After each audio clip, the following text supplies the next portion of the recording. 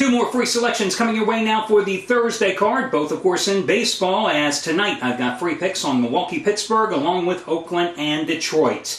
Plus, I want to talk about one of yesterday's free pick and how games are actually graded. But first, I want to remind you that tomorrow, Friday, is your chance to beat me out of $250 because I'm running another one of the free contests in association with DraftStreet.com. You may remember 3 Fridays ago, ran a free NBA contest where I put up $200 of my money. The top 5 finishers won money. Unfortunately, the top 5 finishers, I was not among them. Some guy by the name of Burger Boy won the damn contest. I finished 17th, which, not too bad. Out of 254 entrants, I believe. But now, we're going to up the ante. $250, my money on the table, me playing against you. Listen, DraftStreet.com, huge fantasy site. You draft the baseball team, and listen, you open your account today, right? Because you have up until the games start tomorrow to actually reshape your roster and make your final choices, okay? And it's all based on the results of Friday night. All the instructions, all the rules are right there when you join at DraftStreet.com, but you're only opening an account. It doesn't cost you anything. This is a free contest for you to enter. You pick your team. You pick teams against everybody else that's in this contest, including me. And, of course, it's my money, $250 on the line. The top 5 finishers all finish in the money. The great thing about this site, it's legal, guys. To me, it's legal betting. It's legal wagering because it's considered a game of skill. And as I've always said, why what we do, gambling on games, is not considered skill as well. With a little luck, we certainly need now and then, don't we?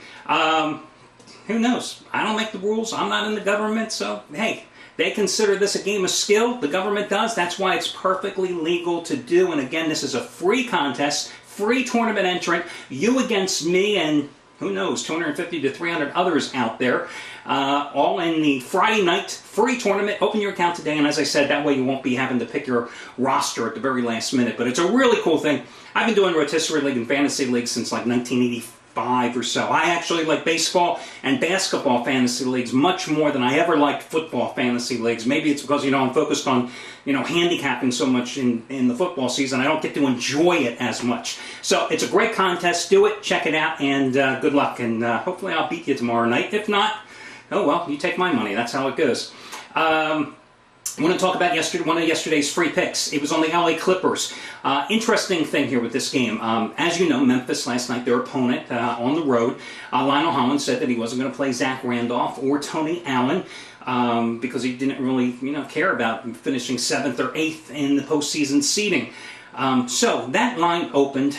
Overnight lines, he had like 4.5. But first thing in the morning, that line was 6. When I released it here on the video, it had just moved to about 6.5. Now, a number of handicappers today woke up and found that I graded their plays on the Clippers a loser. That game finished on 7. Now, most, didn't really get into it with me, but Andy Finelli, who I'll tell you is a character if there ever was one, but, he immediately called me and wanted to know how the hell could it be a loser. He bet the game, Clippers at 6. He released the game like at 11 o'clock in the morning when the line was 6. How could it possibly be a loser? The game finished on 7. Well, the fact is that by 2 o'clock, that line pushed up to 7. And by 2:30, it was 7.5, maybe 3:30 Eastern Time at the latest. And in many places, by 3:30 or 4 o'clock Eastern Time, it moved up to 8. Now, Andy was 100% right in one regard. He bet it as a winner. Everybody that came to his site and got that play early in the day got it as a winner because remember, and I can't hammer this home enough. You bet the favorites early, you bet the underdogs late. There is no in-between. However, here's the problem in grading a game. Most local bookmakers, if you're playing through a local bookie, there are still a few out there, they're not even opening until 6 o'clock, 6:30 Eastern Time to take your action on these small nights in the NBA and baseball. That's how it's always been. If you're playing offshore, well, great. If you bet the game early, you won. If you bet the game after 2:30 or 3:30 Eastern Time, you either pushed or most likely lost. Well, there's no way, as I explained to Andy, that we can possibly be 100% positive that every single player got your play early, bet it early, and won early. So, hey, for those that came early to the dance, got it, it's a winner. But Andy has to take a loser just like everybody else, including me with my free pick yesterday on the Clippers. It's the only fair way. Now, some guys will say, hey, I looked at your scoreboard and it said the Clippers were -7 on the closing line. Who the hell bets the closing line? I mean, come on, are you serious? I've heard this argument for 100 years. Nobody bets the last minute on the closing line. Again, why would you bet the last minute on a favorite? Now, maybe if you just got to the sports book and you wanted to place your action immediately, fine. But that's not, the closing line is not how you judge games. You judge games and grade games based on when it's most likely the majority of the players are coming to the site, getting the play, and thereafter wagering on it. To me, that's generally in the mid-afternoon Eastern time. And again, I use a comparison to the major lines at a couple of big sports books here in Vegas, Caesars, the Hilton, and Mirage, and then I compare them to about 3 other sports books, one of the 3 biggest ones, probably offshore. I'm not going to give them any publicity or credit. They don't do anything for me, you know, so screw them.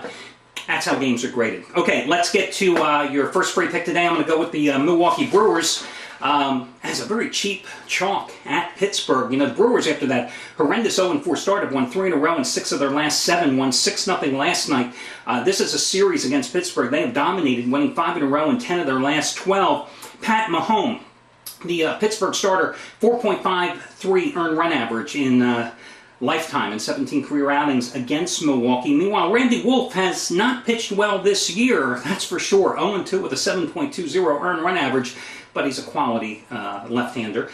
He's only started 0-3 once in his entire career, so I say the averages and the odds are on our side. He's also 8-3 lifetime with a 4.35 earned run average against the Pirates, who have lost 3 in a row and 4 out of 5 after a good start. So Milwaukee's going to be your first free pick. The other one, you know, my personal wagering cap is 160. And to be honest with you, it's probably closer to 150, 155. And I insist that anybody here on the site never releases a game that's 160 or higher either, because, quite frankly, you don't have to be paying a handicapper to be told to bet an overwhelming favorite, okay? That is just ridiculous.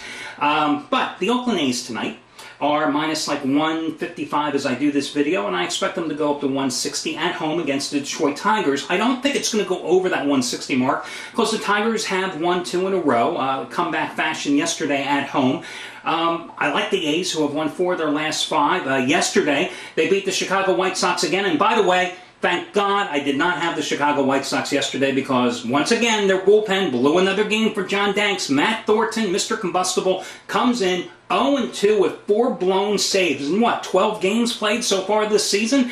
I mean, again, Bobby Jenks is just having the last laugh on the White Sox, and Ozzie is going to just blow up sooner or later. I mean, how can you keep running Thornton out there for the Pale Host? Meanwhile, the Tigers, hey, they've won 2 in a row, but they're still 5-7 on the season, but they're going to be handcuffed, I think, tonight by Gio Gonzalez, who quietly last year came into his own, the small little left-hander, 15-game winner a year ago.